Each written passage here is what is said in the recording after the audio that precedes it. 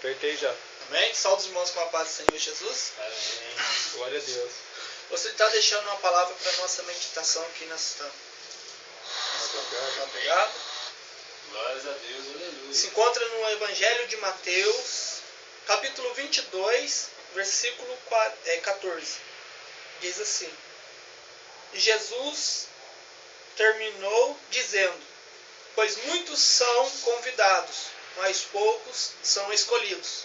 Amém? Outras versões está escrito que muitos são chamados, mas poucos são os escolhidos. Aqui uma palavra na qual o Senhor Jesus estava ali dando um ensinamento, falando acerca das bodas, né? Acerca de um casamento. E fala que um rei, ele estava ali celebrando a festa de casamento do seu filho. E, na verdade, naquela época, o costume do povo naquela época era fazer 2 convites. Um primeiro convite convidava o povo para a festa e fazia os preparativos. E depois que tivesse tudo pronto, fazia o segundo convite. Só que logo no primeiro convite, quando foi feito esse primeiro convite, cada um se desviou para alguma coisa. Uns diziam que não podia ir porque estava ocupado nos seus afazeres.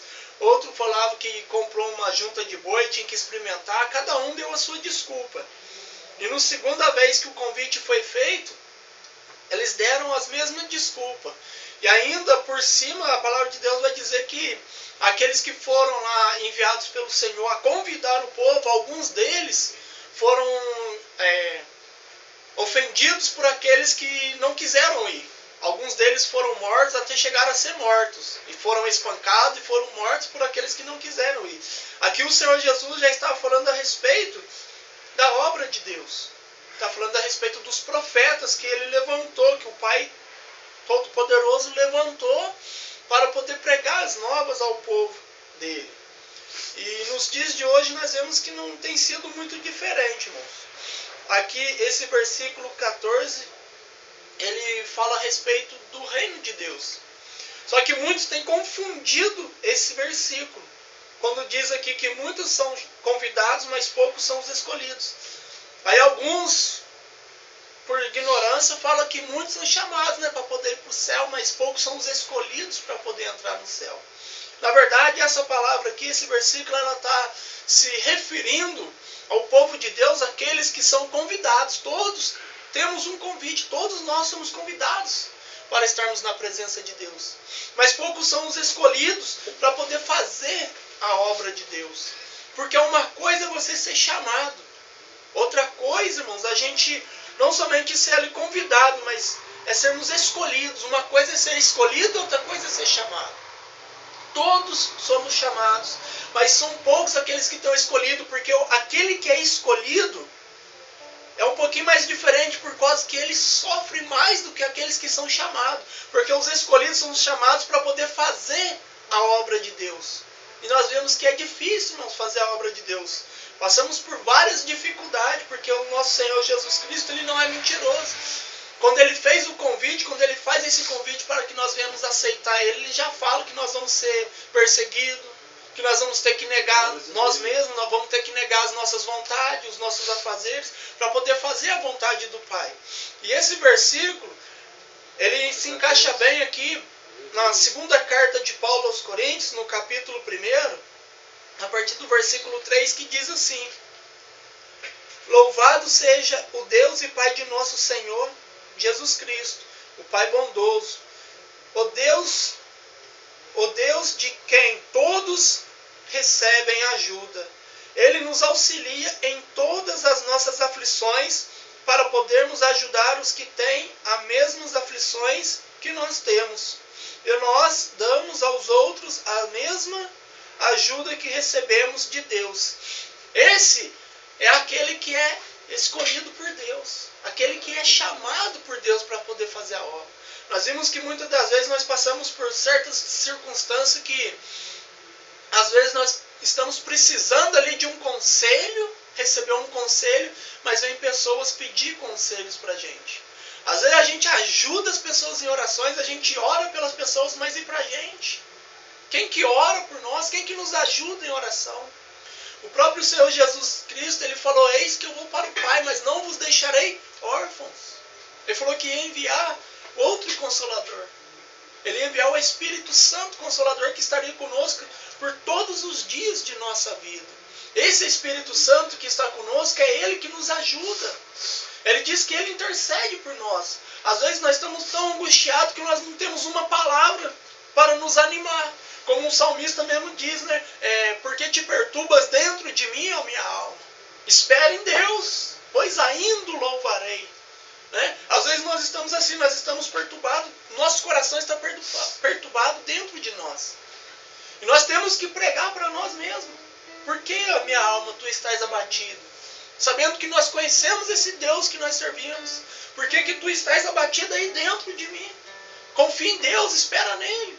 Aí às vezes a gente está ali pedindo um conselho para Deus. Deus, que o Senhor possa me aconselhar o que eu devo fazer nessa área.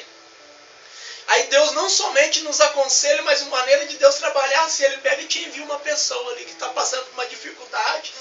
Chega em você e ainda fala para você, olha, eu estou passando uma dificuldade em tal área. Por sinal, é a mesma área que a gente passa. Aí ele pega e pergunta pra gente, o que eu devo fazer? Aí você fala, poxa, eu estava falando com Deus agora, para Deus me auxiliar nisso. Agora vem uma pessoa e me pergunta o que ele tem que fazer.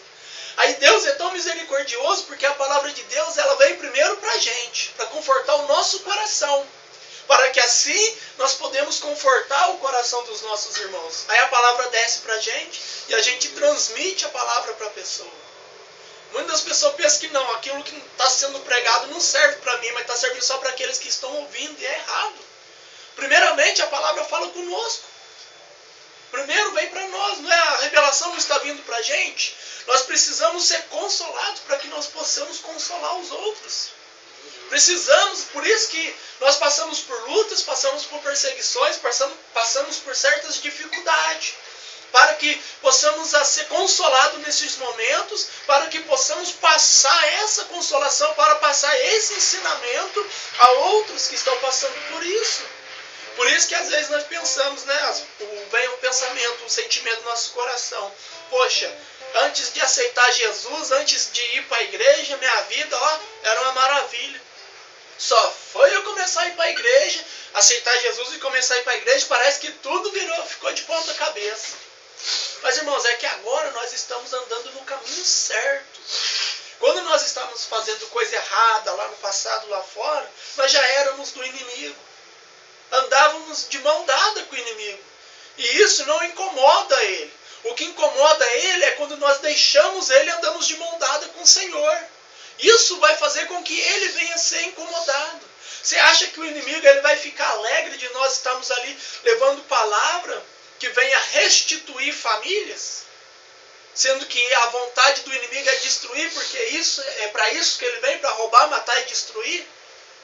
A palavra de Deus fala que ele vem para roubar, matar e destruir. Mas Jesus não, Jesus veio para restituir. Que bênção que foi aqui ministrado aqui pelo Guilherme, ali a respeito da mulher samaritana. Isso não aconteceu somente ali nos tempos de Jesus, mas foi lá atrás no passado. O povo ali ele se dividiu em dois. Um povo se dividiu em dois povos. Aí aconteceu o quê? Que quando foi deportado ali para a Babilônia, vem os cativeiros, quando é levantado o sacerdote Esdras para a restauração de Jerusalém, ali do templo de Jerusalém, quando é levantado também Neemias para restaurar os muros de Jerusalém, o povo ali naquela época já estava dividido. Foi restituído a Jerusalém, mas a capital de Samaria eles não restituíram, não restauraram.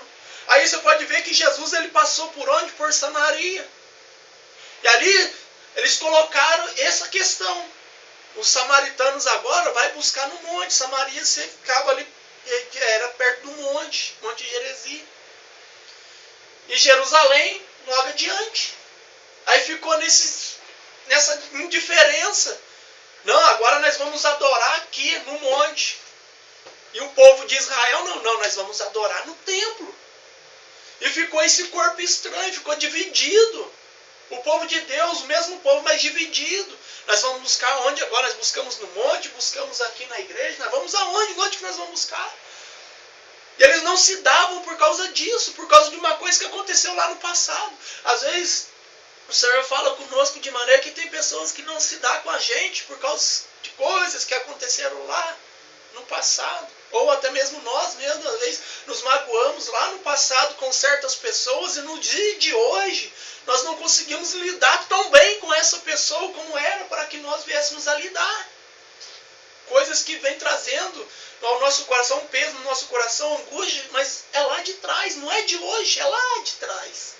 E o que acontece? Jesus passou ali, era uma diferença ali, judeus não se davam com samaritanos, só que Jesus ele é diferente. Jesus não tem grego, não tem judeu, não tem grego, não tem preto, branco, não tem rico, pobre. Jesus se dá bem com todos. E ele vem para quebrar isso. Ele vem para tirar essa indiferença. E quando ele está ali, pode ver que a mulher fala para ele, você não pode falar comigo. Os judeus não se davam com os samaritanos, ou os samaritanos não se davam com os judeus. E Jesus sabia que aquela mulher ela precisava também da salvação. Precisava receber salvação. Todos nós precisamos receber essa salvação que vem de Cristo Jesus. O preço que ele pagou por nós não foi em vão. Ele pagou um preço na qual nós não poderíamos ter pagado. Quando se fala ali na onde que Jesus ali estava se angustiando ali, estava agonizando ali no Getsemane, quando ele olha para o Pai e fala, Pai, se possível, afasta de mim este cálice, esta hora, mas todavia não seja feita a minha vontade, mas sim a tua. Jesus não estava ali negando, ou seja, Jesus não estava num momento de fraqueza que ele estava querendo deixar de fazer aquilo que o Pai tinha colocado para ele fazer. Ele simplesmente estava dando um entender ao nosso conhecimento que nós temos, na qual ele vem revelar para a gente. Que se naquele momento ali houvesse alguma maneira de nós alcançarmos a salvação, como foi desde o começo, que era ali degolado um boi, um cordeiro, um carneiro, para a expiação do pecado do povo, se tivesse alguma maneira de alguém ser salvo através disso ou de outra pessoa, que hoje muitos se têm feito santos, na verdade santos nós somos, mas nós estamos, se colocar assim, santos que se transformaram em deuses. Pessoas que são adoradas por outras pessoas, ídolos, que têm se feito ídolos. Se tivesse alguma outra maneira de nós recebermos a salvação, Deus usaria naquele momento. Mas não havia outra maneira a não ser pelo Filho. Por isso foi necessário Jesus, esse diálogo com Deus. Para que nós viéssemos a entender, não tem outro caminho, o único caminho é Jesus. Para herdar a salvação é Jesus. Sendo que primeiramente o Pai, ele nos permitiu chegar até Ele, até Jesus, para que nós pudéssemos alcançar essa salvação. E aqui ele vai falando que nós passamos por vários momentos na nossa vida para que nós possamos aconselhar outras pessoas. Por isso que muitas das vezes nós pensamos também, né? Poxa, está difícil, mas por que será que está difícil? É porque nós não fomos somente chamados. Nós não fomos somente ali escolhidos, nós fomos realmente ali na presença de Deus. Não fomos somente chamados, mas nós somos escolhidos de Deus. Escolhido para quê? Na verdade, nós fomos chamados para quê? Fomos chamados só para ser chamados? Só para ficar sentado no banco? Só para ficar ouvindo a palavra? Nós somos escolhidos de Deus. Escolhidos para poder fazer a vontade de Deus. Levarmos a palavra do Senhor. Escolhido para poder levar aquilo que Jesus trouxe para nós. A liberdade. O Senhor ele nos deu esse livre-arbítrio. Agora, nós não podemos obrigar as pessoas a querer aceitar Jesus. Não podemos obrigar ninguém a fazer aquilo que ela não quer. Mas simplesmente nós fazemos o quê? Nós nos colocamos na presença de Deus e fazemos aquilo que nos é ordenado. Simplesmente nós nos entregamos diante de Deus e deixamos Deus agir. A palavra dele diz que não é por força e nem por violência, mas é pelo Espírito Santo de Deus. Essa é a palavra que eu deixo para a nossa meditação. Que nós possamos, cada dia de nossa vida, nos achegarmos cada vez mais perto de Jesus. E que toda essa indiferença, toda a mágoa que há no nosso coração venha cair por terra. Que toda a maldição que se lançaram sobre as nossas vidas venha cair por terra. E nós venhamos simplesmente a confiar mais nesse Deus que nós servimos. Amém?